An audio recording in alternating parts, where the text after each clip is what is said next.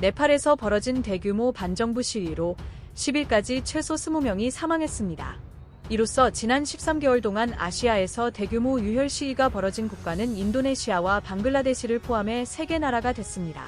2022년으로 범위를 넓히면 스리랑카도 포함됩니다. 이 중 절반인 2개 나라에서 정권이 교체됐습니다. 드러난 이유는 여러 가지이지만 경제적 불평등과 부패가 자리 잡고 있습니다. 카드가 프라사드 올리 총리가 9일 전격 사임했지만 시위대는 지난 9일에도 대통령궁과 대통령사저, 여당인 네팔 의회당 당사에 방화를 했습니다. 이 화재로 잘라나트 카날 전 총리의 아내가 자택에서 피신하지 못하고 목숨을 잃었습니다. 대규모 시위와 사망자가 다수 발생한 강경 진압의 표면적인 이유는 SNS 접속 차단입니다.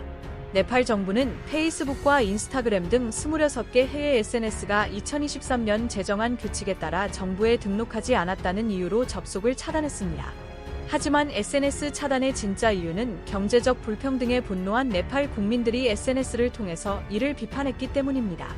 네팔 시위대의 주요 구호 중 하나가 부패 종식인 이유입니다. 네팔 청년들은 최근 유행한 네포 키드 게시물을 정부가 막으려 한데 분노했습니다. 네팔 카트만두 포스트는 지난 6일 최근 네팔 청년들은 해외 거주 동포들이 어려운 삶을 보내는 영상과 전직 총리, 장관, 국회의원 등 자녀들이 해외에서 호화롭게 생활하는 영상을 대조하는 게시물을 공유하고 있다고 보도했습니다. 네팔 경제는 해외로 이주한 자국민의 송금에 의존하고 있습니다.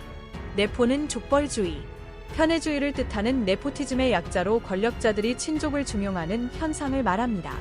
네팔의 경제적 불평등은 2008년 군주제가 없어진 이후에도 전혀 개선되지 않았습니다.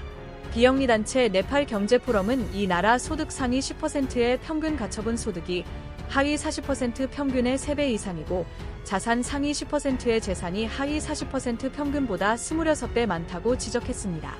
처음에 이 시위는 평화적으로 진행되었으나 경찰의 과잉 진압으로 사망자가 나오자 과격화된 것으로 전해지며 이날 시위에서 최소 20명이 사망하고 500명이 넘는 부상자가 발생한 것으로 알려졌습니다.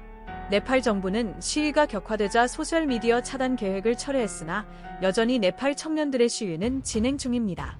시위대는 정부의 부패와 권위주의적 모습을 비판하며 시위를 이어가고 있으며 무장 군병력 투입으로 네팔 청년들의 시위는 더욱 격렬해질 것으로 예상됩니다. 국민을 무시하고 권위적이며 부패한 정치 권력에 저항하는 네팔 청년들에게 응원과 격려를 보냅니다.